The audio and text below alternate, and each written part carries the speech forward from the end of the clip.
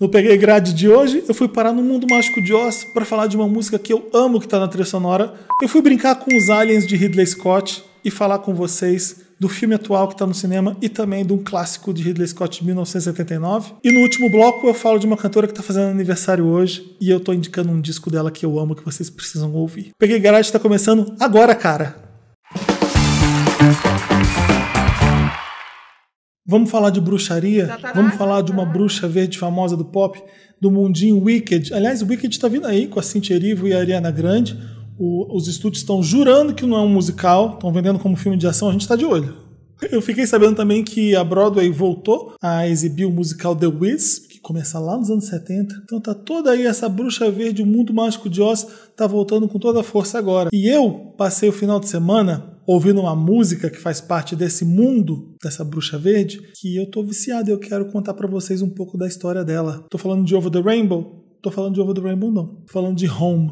Mas vamos por partes. O filme que todo mundo conhece, o mais famoso de todos, é o filme de 1939, com a Judy Garland fazendo Dorothy, com seus sapatinhos vermelhos e a bruxa verde lá no mundo de Oz. Todo mundo conhece as músicas do filme, as músicas que o Espantalho canta, o Homem de Lata e assim por diante. Mas você sabia que existiu um musical lá nos anos 70, chamado The Wiz, que criou toda uma trilha sonora diferente para contar a mesma história? Você sabia disso? Você sabia que esse musical da Broadway não tem nem Over the Rainbow? Que eles se garantiram, que eles se bancaram, as músicas são tão boas que a gente nem precisa cantar Over the Rainbow. Você sabia também que Sidney Lumet fez um filme nos anos 70, logo depois do musical, inspirado no musical, chamado The Wiz também, que tem ninguém menos que Diana Ross como Dorothy e Michael Jackson como Espantalho? Você sabia também que os sapatinhos da Diana Ross nesse filme não são vermelhos, porque a MGM patenteou os sapatinhos vermelhos do Mágico de Oz, da Dorothy deles, e ninguém mais pode usar? Você sabia disso? Eu não sabia disso. Eu sei que os sapatinhos prateados que a Dorothy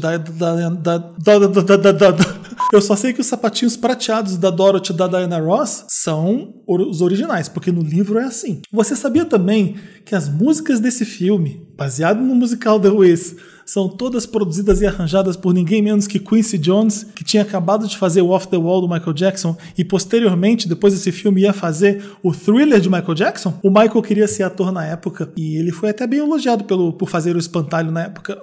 O filme que não foi muito bem elogiado, ninguém gostou muito. Foi indicado a Oscar de melhor figurino, direção de arte, melhor trilha sonora. O que todo mundo gostou muito do filme e é elogiado muito até hoje é a trilha sonora, que é impecável. Tem muitas músicas incríveis nessa trilha sonora que vocês vão buscar. O link dela tá aqui. Tem muita música incrível. Eu amo essa trilha sonora. Easy on Down the Road, por exemplo, é o Espantalho e a Dorothy que cantam. Então, é Michael Jackson e Diana Ross fazendo um dueto nessa música, que é uma das mais famosas do filme. Tem muitas músicas incríveis, mas eu não vou falar dessa aqui. Eu vou falar de uma que quem canta precisa mostrar que tem gogó. É uma música que ficou famosa justamente por isso. Ela chama Home. A versão de Diana Ross é linda e é um tapa na cara de quem disse que a Diana Ross não sabia cantar, ou que a voz dela era muito pequena, que era muito fraca, que era muito delicada e que ela não conseguiria cantar. Eu sempre que vejo a versão de Diana Ross para Home, eu fico arrepiado, porque ela é muito teatral, ela é muito bonita, ela é muito emocionante e a Diana Ross atinge as notas certinhas. Eu nunca vi coisa tão fascinante. Aliás, eu vi sim. Sabe quem escolhe essa música pela primeira vez para aparecer como cantora? Ninguém conhecia ela, ninguém sabia da existência dessa pessoa, até ela aparecer no Merv Griffin Show cantando essa música pela primeira vez. Uma música dificílima, que tem um final dificílimo de alcançar as notas. Ninguém menos que Whitney Houston. Tá, meu bem? E a apresentação de Whitney Houston dessa música é de arrepiar. Você vê o completo domínio da cantora Whitney Houston que a gente conheceu durante toda a vida. Os altos e baixos e os graves, e ela dominando perfeitamente bem.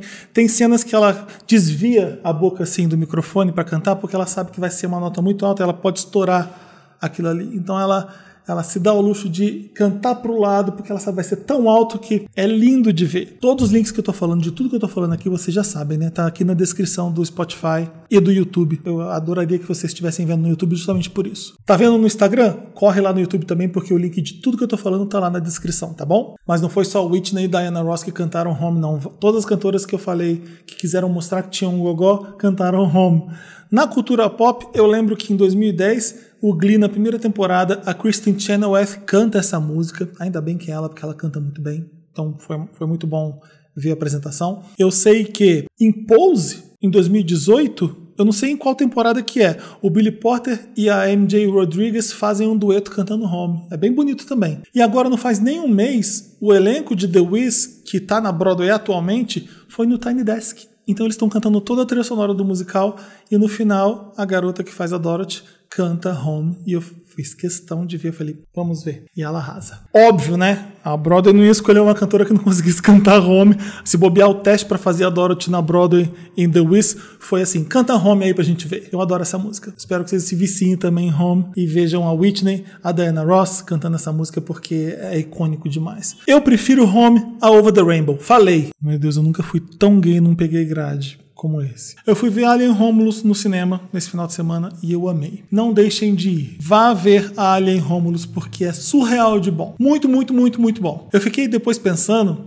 e aí minha cabeça funciona assim no Peguei Grátis, vocês já conhecem. No cinema dos anos 70, porque, não sei pra quem não sabe, Alien, esse último de agora, vem de uma franquia que começa lá em 1979. O primeiro Alien foi feito por Ridley Scott, ele é o idealizador dessa franquia toda do Alien, e o primeiro filme de 1979 é incrível. E eu fiquei pensando no cinema dos anos 70, porque ele era muito variado, ele era muito eclético. E o terror naquela época bombava. Claro que você tinha os embalos de Sábado à Noite, com o John Travolta lá com as músicas do Bee Gees. Você tinha vários filmes do Monty Python de comédia que eu adoro. Você tinha o Apocalipse Now do Coppola. Você tinha o Poderoso Chefão do Coppola. Você tinha o Taxi Driver do Scorsese. E aí você tinha também os filmes de bicho e os filmes de terror, que nos anos 70 eram perfeitos. Tubarão do Spielberg é dos anos 70. Exorcista, pra mim, até hoje, um dos melhores filmes de terror, são dos anos 70. E é nessa época também, lá nos anos 70, que eles fazem o primeiro Star Wars. Mas isso não é de terror, Felipe. O que você tá falando? Calma que eu chego lá. Mas é que é lá nos anos 70 que eles também começam a fazer filmes no espaço. Começa lá no final dos 60 com 2001, uma Odisseia no Espaço. E aí Star Wars dá esse grande pontapé em 77, fazendo o primeiro Star Wars. Mas se eu não tô falando besteira... Peraí que o sino da igreja tá tocando, são 6 horas.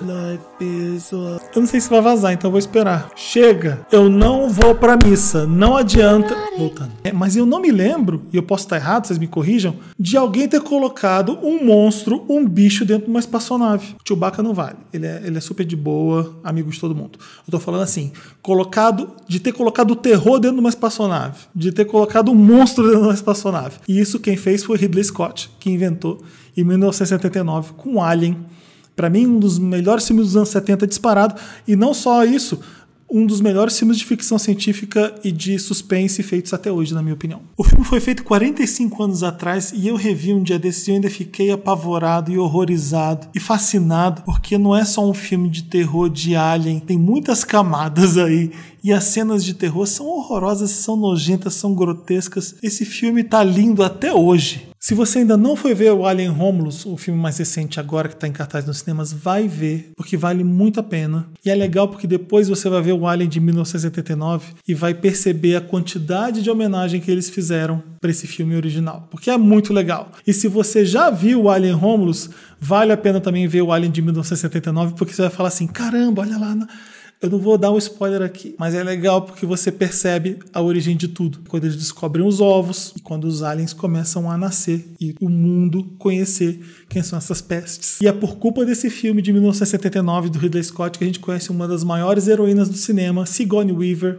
É a estreia dela nesse filme, aliás. Ela era uma atriz de teatro e estava fazendo sua estreia nesse filme. E eu não sei se você sabe também, mas esse Alien de 1979 é o segundo filme que o Ridley Scott faz na vida dele. Gente, eu fico pensando assim, se ele já faz isso no segundo filme da vida dele, sabe qual filme que ele faz logo depois de Alien? Blade Runner. Enfim, sabe o que eu digo sempre pra quem é fã de Star Wars? Pode ficar com Star Wars. Pode ficar até com 2001, Uma Odisseia no Espaço, Contatos Imediatos Terceiro Grau, eu fico com Alien, 1979. Fico com ele de boa, pode levar todos, que eu amo desse nível, adoro. Mas é isso, vai ver Alien 1979, Alien, o oitavo passageiro no Brasil, foi esse o nome, tá no Disney Plus pra vocês verem, e é isso. O link tá aqui na descrição também. Sabe quem é a Leonina que tá fazendo aniversário hoje, no dia 22 de agosto? Tori Amos. Não sabe quem ela é? Calma, tô aqui pra isso. vem junto comigo, porque a gente vai falar de um disco dela que eu e você amamos, e quem nunca ouviu falar dela vai conhecer um discão de uma cantora pop que canta muito bem, que toca piano brilhantemente e que compõe brilhantemente bem. Mas antes, deixa eu te contar quem é essa ruiva. Ela surge lá nos anos 90, junto com Alanis Morissette, Sinéad O'Connor, Natalie Merchant, Fiona Apple e muitas outras cantoras maravilhosas, numa época do rock e do pop que essas mulheres estavam arrasando, porque elas estavam pegando o coração e fazendo assim, ó, olha aqui, nós somos essas.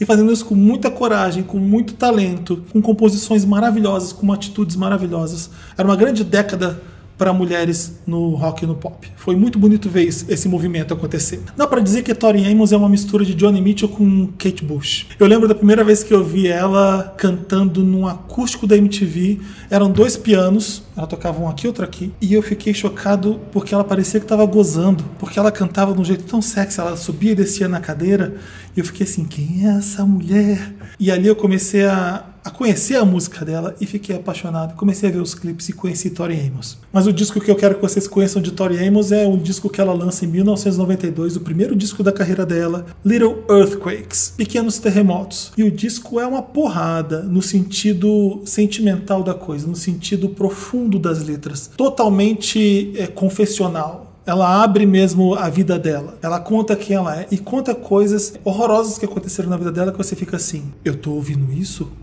Meu Deus, a coragem que essa mulher teve nesse disco realmente é notória. Um exemplo disso é a faixa Me and a Gun, que eu ouvi com o coração na mão, porque é nessa faixa que ela relata o caso de estupro que aconteceu com ela. Me and a Gun é o cara que estava com uma arma na cabeça dela enquanto estuprava ela. E ela conta isso na letra, com detalhes. Não com detalhes sórdidos, obviamente, mas vocês vão ver que ela consegue fazer da desgraça dela uma poesia. É meio brutal, e o que eu tô te falando desse disco é justamente por isso. Às vezes é brutal, às vezes é lindo, e às vezes você fica com o coração na mão. Tem também nesse disco Crucify, que eu adoro. Crucify mostra bem quem é a Tori Amos e o tipo de música que ela faz. É tipo uma música que... essa daqui sou eu, sabe? Uma das minhas faixas favoritas e uma das músicas mais famosas da carreira de Tori Amos é Silent All These Years. Uma outra grande composição da Tori Amos, tem uma parte da letra que ela fala assim, boy, é bom você rezar para que eu sangre logo. Você fica assim... Tem alguma relação com Me and a Gun, Silent All These Years. Vocês vão perceber isso quando vocês forem ouvir. Mas o que? Winter é muito boa. Esse disco é muito bom. E se vocês forem ouvir a versão deluxe, aliás, é o link que eu vou colocar aqui na descrição, tem um cover de Smells Like Teen Spirit do Nirvana, que você vai falar assim, eu tô ouvindo a música do Nirvana mesmo? Porque ela pega a música do Nirvana e faz ser dela. E é linda a versão dela de Smells Like Teen Spirit. Vale a pena ouvir também. Se você for mais curioso ainda, você vai ouvir no YouTube ela cantando Live to Tell da Madonna, que é lindo. Eu podia falar tão mais de Tori Amos, eu podia falar tanto de Sarah McLachlan, eu podia falar de PJ Harvey, eu podia falar de Fiona Apple, eu podia falar de Alanis. Todas essas são mulheres muito fodonas dos anos 90, que compuseram brilhantemente bem, uma atitude maravilhosa no palco, no piano, na guitarra, no violão, não importa. E canetaram músicas que são incríveis até hoje. Por isso que eu tenho muita dificuldade de gostar de uma cantora que é conhecida por compor muito bem e todo mundo venera. Eu fico assim, não, obrigado. Eu ouvi muita coisa boa já, é difícil. E se a gente for comparar, não tem comparação. Enfim, ainda bem que tem muito peguei grade pra gente fazer. Eu tenho muito tempo ainda aí pra falar de muita cantora legal, pra gente discutir aqui junto.